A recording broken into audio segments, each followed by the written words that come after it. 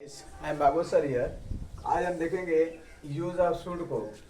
कर्ता को कुछ करना ही चाहिए था के सेंस में आपका स्ट्रक्चर बनेगा सब्जेक्ट शुड हैव वर्क का थर्ड फॉर्म ऑब्जेक्ट। ये अभिक्रिया जो है कंपंक्शन यानी पछतावा को बताता है। रिग्रेट अर्थात अफसोस की बात होती है जब किसी काम को हम नहीं करते हैं, नहीं करने के बाद में हमें अफसोस होता है कि इस काम को मुझे करना ही चाहिए था। तो कर्ता को कुछ करना ही चाहिए था, जैसे मम्मी को खाना पकाना ही चाहिए था, मुझे क्रिकेट खेलना ही चाहिए था, उसे पतंग उड़ाना चाहिए था, रिया को अंग्रेजी पढ़नी चाहिए थी, हमें जो है उसकी मदद करनी चाहिए थी, तुम्हें अंग्रेजी सीखनी चाहिए थी, उसे गेंद फेंकनी चाहिए थी। ऐसे तमाम प्रकार के सेंटेंस जो हम बोलते हैं तो शुड के साथ कैसे प्रयोग करते हैं। कर्ता को कुछ करना ही चाहिए था को देखकर पछतावा यानी मुझे खाना पकाना ही चाहिए था, खाना मैंने पकाया नहीं, बच्चे भूखे रह गए, खाना मैंने पकाया नहीं, इस तरह के सेंस को बताता है, अफसोस को बताता है। तो आइए हम देखते हैं इससे रिलेटेड कुछ सेंटेंस और समझने का प्रयास करते हैं। शुड हैव वर्ब के थर्ड फॉर्म।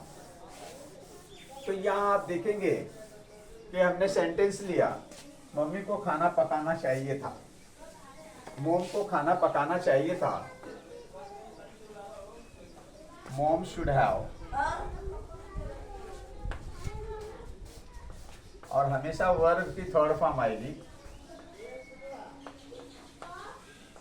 कुक्ड। मोम शुड हैव कुक्ड फूड, उसे क्रिकेट खेलना ही चाहिए था, सॉरी उसे क्रिकेट खेलना चाहिए था। He should have played cricket.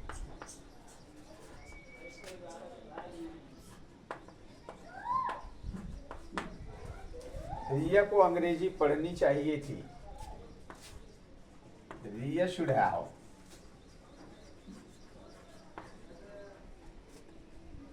read English.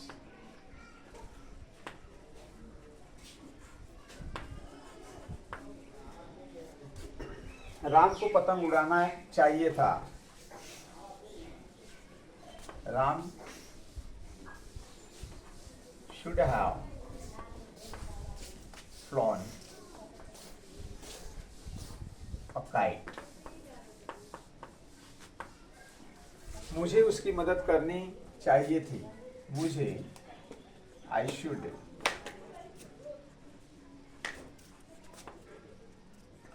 have helped him.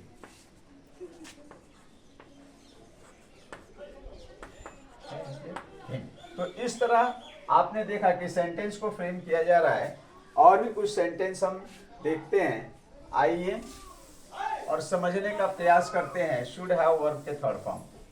Should have verb का थर्ड फॉर्म, उसे अंग्रेजी सीखनी ही चाहिए थी, राम को रावण को मारना ही चाहिए था, वाल्मीकि जी ने रामायण लिखनी चाहिए थी। इस तरह के सेंटेंस को हम देखते।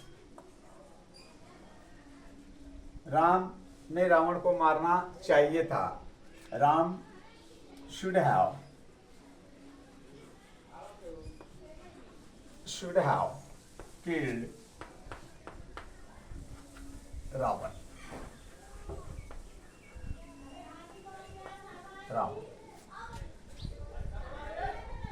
हमें गेंद फेंकनी चाहिए थी, we should have third form thrown ball.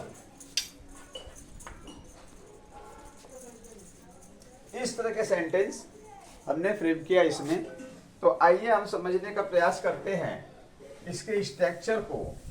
जो structure affirmative, negative, interrogative, negative, WH pattern, who pattern में होते हैं। तो पहले इसके स्ट्रक्चर को देखते हैं। ये सिंपल सेंटेंस का स्ट्रक्चर है इसका। अब हम इससे नेगेटिव बनाते हैं। नेगेटिव कैसे बनाएंगे? Subject plus should not have plus verb का third form plus object. Interrogative बनाने के लिए शुड को हम बाहर निकालेंगे। Should plus subject plus have plus verb का third form plus object. Negative बनाना हो इंट्रोगेटिव निगेटिव तो सब्जेक्ट के बाद नॉट का प्रयोग। Should plus subject plus not plus have plus verb का third form plus object. WH family should से आगे आकर इन्वॉल्व हो जाती है। WH plus should plus subject plus have plus verb का third form plus object. Who pattern में who plus should have plus verb का थर्ड फॉर्म प्लस ऑब्जेक्ट। इस तरह से जो है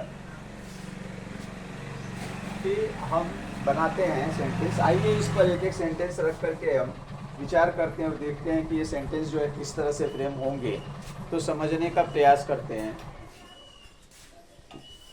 एक सेंटेंस हम लेते हैं, मुझे अंग्रेजी पढ़नी चाहिए, मुझे अंग्रेजी पढ़नी चाहिए थी।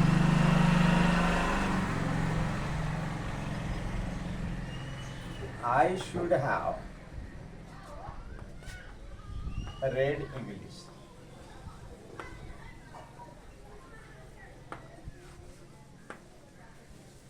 इसी का निगेटिव देखते हैं।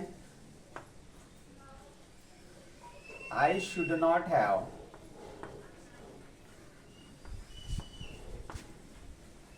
read English.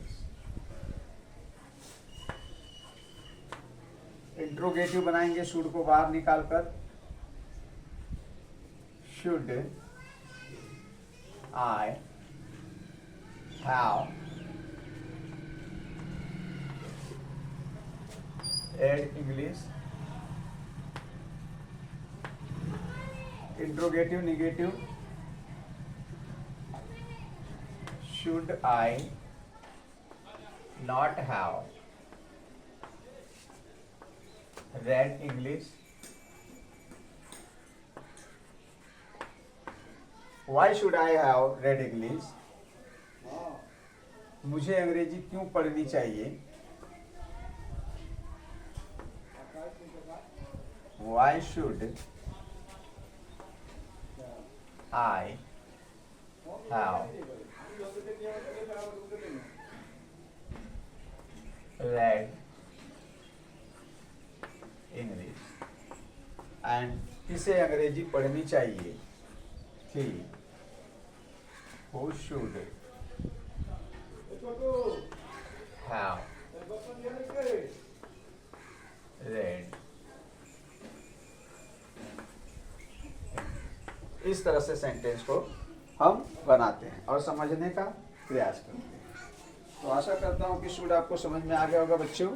वीडियो को शेयर कीजिए, लाइक कीजिए, सब्सक्राइब कीजिए। फिर मिलेंगे शुड के एक अन्य उपयोग के साथ। धन्यवाद।